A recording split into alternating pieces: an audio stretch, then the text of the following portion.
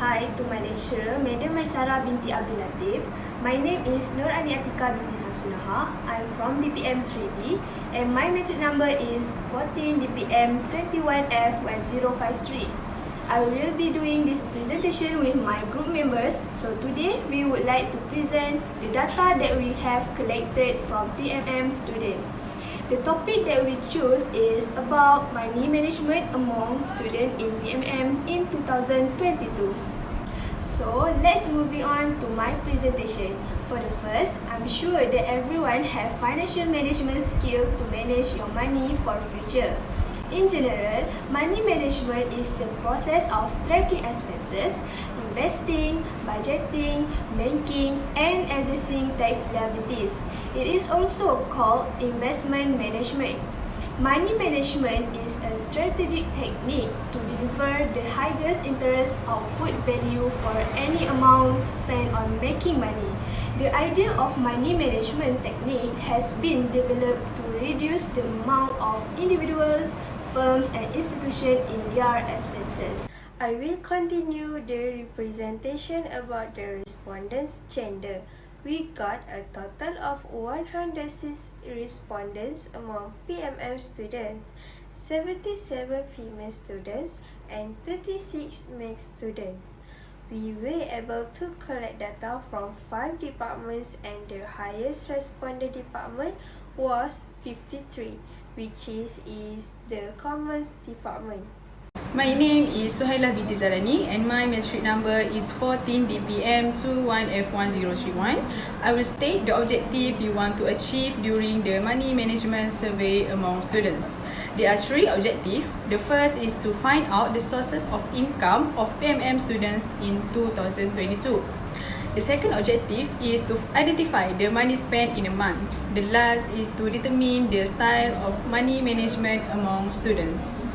The method we use to get data from students is through a questionnaire. We will state some questions about money management and students will have to choose their own answer and submit, and the data will reach our email. This method is very easy to use because students only need to click the link and answer in their telephone. My name is Chua Hong Eun and my metric number is 14DPN21F1014. As you see, this is the table 1, source of PMM student income. Through the questionnaire, we know the percentage of each source of PMM student income. In order for us to see more clearly and understand, so we move to the next slide and see the graph. As you see, this is the pie chart show the result of the survey in which the PMM student was asked about where does the source of income come from. For the pie chart, we know that the majority of participants got their income from the parents. That is more than half, 56%. Thus, a quarter or 25% of participants got their income through the part-time job. After that, we know that the percentage of 17% of participants use their scholarship like JPA and Yayasan to live on, and only small minority of participants that no income and use their own money. In conclusion, the more participants got their financial support from their parents, therefore, only 1% of participants that got their income through their own money. This graph shows the method that used by the PMM students to manage their money. From the pie chart, we know that the majority of participants like to use the bank to manage their money. With nearly 3/4, that is 72%. Thus, the proportion of less than a third of participants like to use the book of expenses to manage their money. After that, we have the percentage of 13% of participants like to use the app to manage their money. In the nutshell, the method of bank is the most popular choice. Conversely, the method of using app is the least popular choice. After that, table 2 is about financial problems.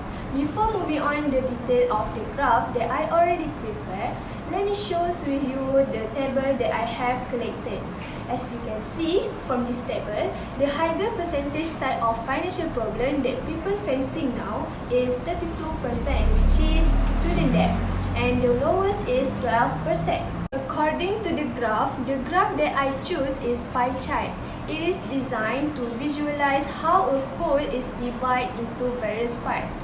Each segment of the pie is particular category within the total data set. In this way, it represents a percentage distribution. The pie chart shows about the types of financial problems that people are facing now. The main factor that becomes a financial problem is student debt. the most of the pie of student debt is approximately with overspending. It is also the highest percentage than jobless percentage. Student debt is PTPTN. This is to reduce our financial problem of students during further the studies. Jobless is the lowest percentage because most of the company do not really have part-time job. They usually need full-time employees. That's all the explanation about this graph. Now, let's move to the next graph. The next graph that we use is the bar graph. It is because bar graph is easy to show comparison clearly and easily people to understand the information. The vertical axis represent the ways to overcome the financial problem. Meanwhile, the horizontal axis represent the number of students. Based on the graph, avoid buying unnecessary item is the highest choice. Then meet with financial professional to discuss your financial problem. This is because we avoid buying unnecessary item can motivate them to spend their money for their future. Before we move to the first graph, let's look at table 3 about people's monthly expenses. Here we have food, groceries, internet, rental houses, utilities and transportation. This is a graph for those monthly expenses. I choose a bar graph because it is easy to show the comparison clearly. From this graph, we can see RM10 to RM50 is the highest option that people choose to pay their internet bill. Naturally, the standard price we know for paying internet bills is RM30 and above. And the lowest option is as many as 34 people, which is for rental, house and food. Next, for the range RM50 to RM100s, the highest option chosen by people is buying groceries. This is because people who live at home need to buy their household necessities for cooking, bathing items and so on. It does need to use quite a lot of money. The lowest option chosen is for food. Next, people use their money the most in the range of RM100 to RM200 to pay house rent. This is because the price of rental houses now usually cost RM900 and above. And people who share a house with other people, they may share the money to pay for the rental house. Internet is the least option in that range. The last one is in the range of RM200 to RM300. The highest choice is for food. This is likely mainly people eat out more than cook at home, and the lowest option is for the internet. The next slide is the effectiveness of using the bank, book of expenses and apps in helping people save and manage their money. From this data, I found that people make choices that encourage saving, and to get financial stability is the effectiveness of those methods that help them manage their money, which is as much as 35%. And for 30% is the option chosen by the public to protect themselves and their families in the event of an accident.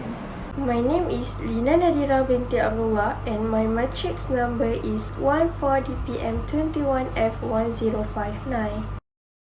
As you guys can see, this graph show the reason why PMM students save money. The x-axis show the number of students, while the reason students saving money appears to be on the y-axis. The 17 represents save to maximize dividends, yet the 74.5 represents of saving for emergency fund.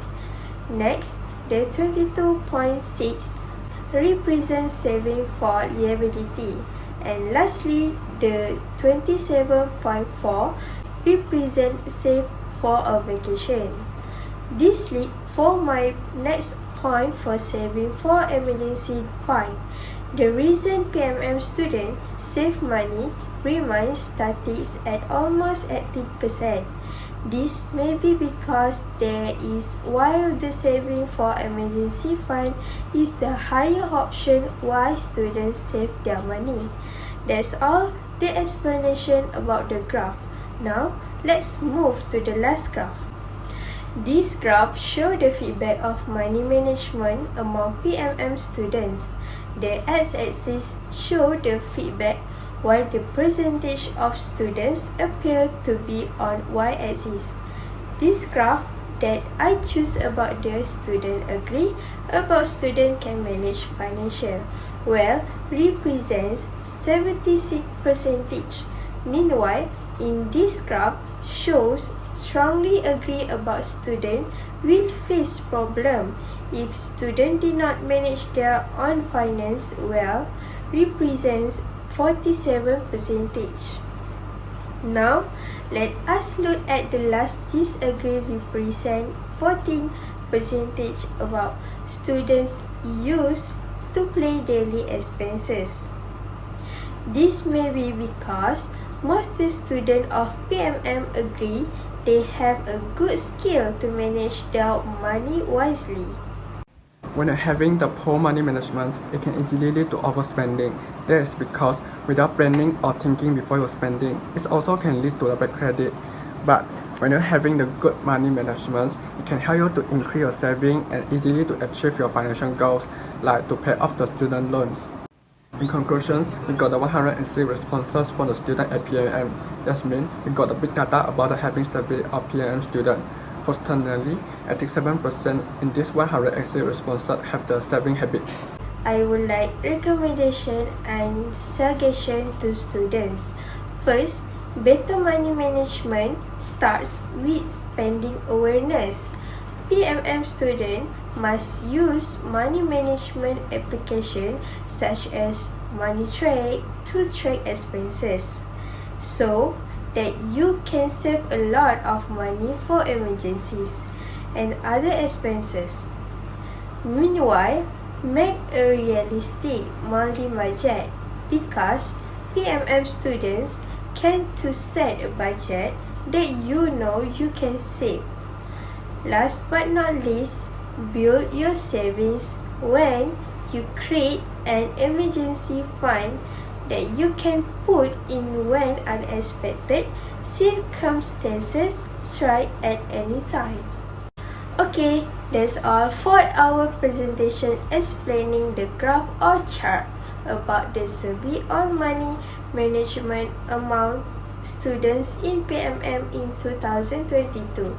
Thank you for those who stay here until the end.